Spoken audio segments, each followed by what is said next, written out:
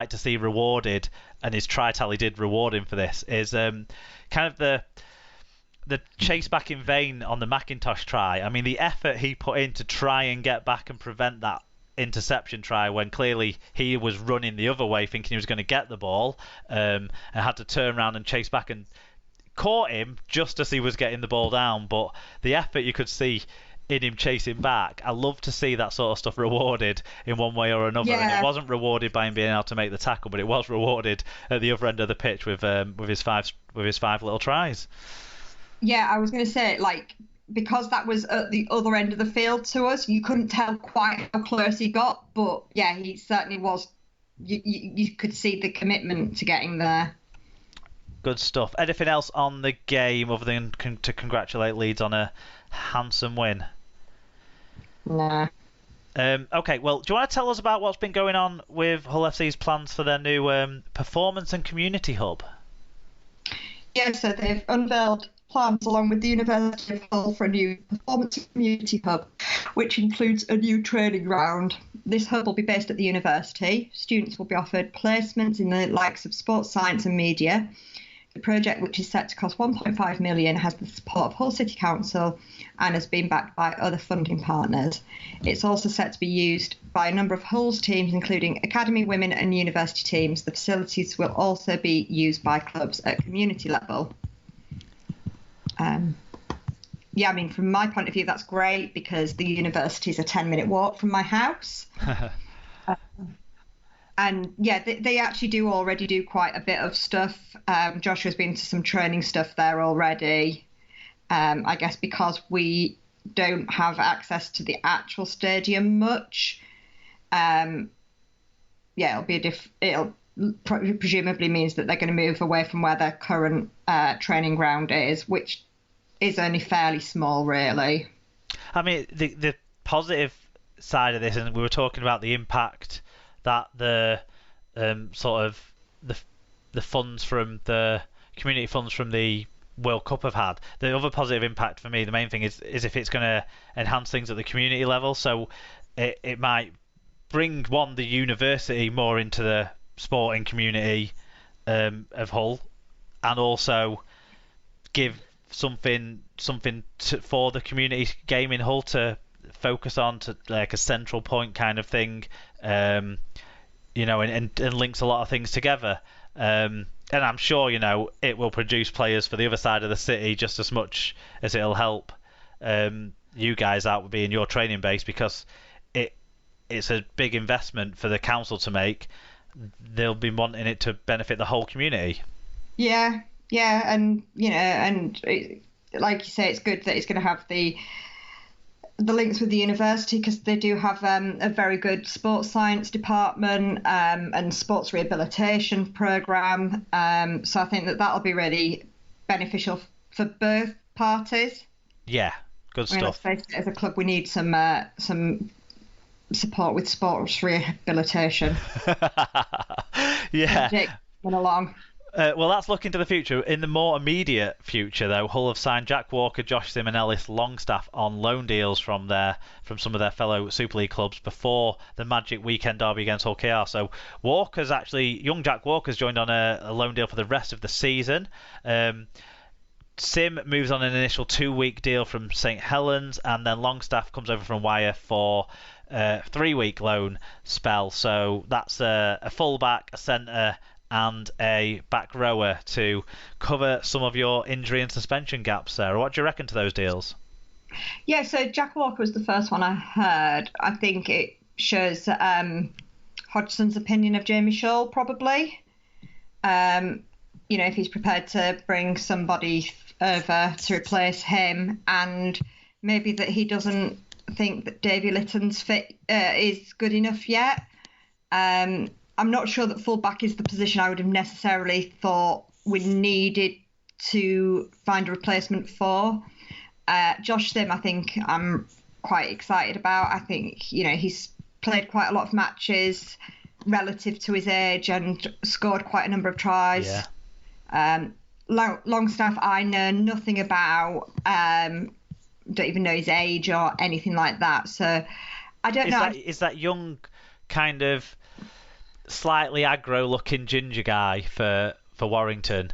So you will have seen him. He throws him. He's only quite skinny, but is a bit Bateman and Bentley like, but Right. without the bands of Bentley or the Yeah. NRL experience of Bateman. But in terms of comparisons, Right. Yeah. that's where you'd be looking. Okay. Yeah. So Stands up for himself. Yeah, I think it's definitely needed. Yeah, I was by 5 o'clock on Saturday. I was fearing the worst and wondering what else whether we had cancellation on our hotel and all. So yeah, to have some to have actually gone out and picked up a few lone players, I think is definitely necessary. Bodies were needed, and that's what's happened there. Okay, let's move on to the Saturday game. Televised game, repeat of last year's grand final, and repeat of the most exciting finish in Magic Weekend recent history as well from last year. Catalans St Helens. It was 10-8 to the Catalans at half time, and it finished 20 points to 18 to the Catalans at full time. 10,260 was the crowd, and James Child was the referee. The meter numbers were close. Saints made slightly more, but Catalans made ground at a better average gain. Catalans had one more break, but also one more error. Saints did concede twice as many penalties in a 4-8 count. I'm not sure. No points were scored direct off the penalties, were they? So it wasn't maybe a decisive factor, but it would have been a factor in the outcome. The crowd were on the referee's back, as they always are in the south of France. What about individuals? Yeah, so for Catalans, it was Sam Tompkins with 8 tackle busts, 126 metres, and 2 clean breaks. Ferd Yaha with 2 try assists and 125 metres. Sami Sonilangi with 1 try, 5 tackle busts and 109 metres. And Ben Julien with 42 tackles, 11 of which were marker tackles. For the losing Saints, it was Regan Grace with 5 tackle busts and 145 metres. He's dead to us now. Sione Matautia with 1 try, 128 metres. Jack Wellesby with 1 try, 2 try assists and 117 metres. And Alex Walmsley with 113 metres. At Mike Webb 58 said, good game that could easily have gone either way. Big test coming up for Saints with injuries and suspensions. Good to see McNamara can't be gracious even when they win. For fuck's sake, Napa unlucky to get a yellow. Oh, I didn't actually see any of the comments, but yeah, it could have been a red. So I would say unlucky to get a yellow is a stretch. Yeah, he's oh yeah, we'll come to that in a bit, won't we? Always in our shadow said, tasty game, good to see Saints receiving the challenges they've dished out in recent weeks and hearing how unfair it all is. Absolutely fed up of listening to the Wellesby Wankfest. Yes, John Wilkin was absolutely rimming Jack Wellesby, wasn't he, in the commentary? Don't worry, here you get balance. Wellesby is great, bit of a knob. There you go. Got some growing up to do, though, hasn't he? Frogmore to be said... honest, Mark, I did not want to watch any rugby after getting home, so I didn't watch this. That's totally understandable. Frogmore said the Dragons' defence was as good as the Saints' goal kicking was bad. Yeah, Saints were 1 from 4 with the goal kicks, but Catalans were only 2 from 4, so not glorious either way there. St David said, morning after, I've cheered up a bit. Too many backs out, too hot for our normal intensity in defence, particularly with our best second rows playing centre.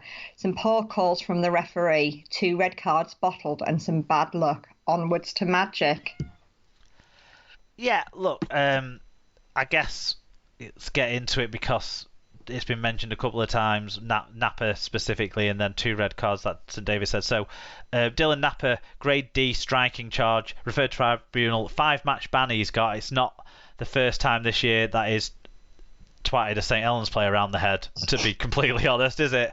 So no, it's obviously something he enjoys. Yeah, it was. Look, it was a clear card. Over the top on Ben Davies, it was. I think there was an element of, I don't know if Davies was dipping into it a little bit, or the first defender that got a tackle on kind of was pushing him down a bit. So I do think there's mitigation with that, but it was a swinging arm. It was quite violent. It did come over. It did end up over the top, even if it was probably not. In fact, certainly not aiming for over the top. I don't think. I think it would have hit around the upper arm if there hadn't been any kind of tackle already being made, but still it was violent, and so definitely a yellow on the field minimum. Maybe the refs couldn't be confident that it should be a red over a yellow on the field, but if they'd have gone red, it wouldn't have been hard to argue, to be honest. And it doesn't get any better either on repeat viewings. I guess you might have at least seen the incident for the Napa one. No, I have actually managed to totally avoid it. I think I was just so fed up. It's taken until like yesterday to think, right, okay, we can watch rugby again. It's okay. Well, Michael McIlaurim's got a grade C high tackle charge, 3-match penalty notice. Obviously, he's top range of the ban. It's Michael McIlaurim. But I thought at the time he was lucky not to get a yellow. I wasn't sure about red because, again, there was a bit of how low down the player was mitigation. But, again, it was pretty poor. I think what helped him out at the time is there was a couple of Saints incidents that weren't punished with cards, that were high tackles, that the crowd really got on the back of the referee about not giving cards for. One of them, I think, was Wormsley actually on Lange. That hasn't been cited at all, but that led to Lange going off for a HIA. He was able to return, crucially, I think. But yeah, the crowd got on the back of the referee a bit about that. So I think then he was reluctant to jump to his pocket for a Catalans player after instances that I think quite rightly didn't warrant cards. They were just high tackles, but in the biased home fans' eyes, they were going to think they were cards too. So I think that might have meant he kept his cards in his pocket on that one. I actually think Alex da Costa possibly outplayed Michael McIlaurim when he was on the field in this game anyway, just as an aside. I thought da Costa was pretty good. Yeah, that's the cards dealt with. Sam Castellano got a grade A dangerous tackle charge as well, 1-match penalty notice. I can't remember that incident, sorry. And Matty Lee's got a grade A high tackle, so that'll be one of the ones the crowd were arguing about. He got a 1-match penalty notice, but that was actually overturned on appeal, so obviously they managed to convince the independent tribunal that it wasn't a grade A worthy offence there, so he's free to play at Magic Weekend, unlike the other 3 players for Catalans. Right, okay, you didn't see the game, so I'll try and summarise it for you. It was a pretty even game between 2 good sides. It was good to watch. I enjoyed the match, and I think both sides wouldn't have been undeserving of the win. I think it was evenly matched. 4 tries each shows that it was evenly matched. The stats show that it was evenly matched as well, really. Both sides scored a brilliant try within the piece of the game. So Tommy Makinson, before he went off injured, scored a great try. Lomax broke up the short side, passed it to Makinson. Makinson passed it back to Lomax, passed it back to Makinson. Makinson scoring in the corner. Really good try. But then he went off, and I think it was a big factor in the game, the hamstring injury he picked up. Because Saints lose a lot without him carrying the ball in exit sets in particular. They do. And they already don't have Percival, who's the other really dynamic carrier of the ball on tackles 1, 2 and 3. Before then, Wormsley takes control of things. Weirdly, though, the commentators, I think it was it Ben Pro and John Wilkin, didn't realise Makinson was off the pitch at all. Right. Even when Ben Davies scored from the wing in the second half, they still didn't realise that Makinson wasn't on the pitch when they were talking about who was converting it and Makinson being taken off conversions. It's 'cause he wasn't on the pitch. Yeah, interesting reason that. Yeah, weird. But they was too busy talking about Jack Welsby. Jack Welsby had a try that was an interesting one. A few interesting calls, but this one was interesting. So Sam Castellano had a big carry, went into the defensive line, rolled off the tackle of, I can't remember who, for St Helens, but he rolled off the tackle, so he was free, and then Welsby came in to tackle him and stole the ball. And I think, quite rightly, the referee called that Castellano had broken free of the first tackle, so he was fair game again for another one-on-one tackle. So Welsby did good there. He had a few good kicks in the game as well. He was really good. Maybe not quite as good in this game as Wilkin was talking about him being, but that's about his overall abilities. I think Wilkin was talking about. But we've covered the balance that he can still be a bit of a knob at times as well. So there's your balance. Makinson's trial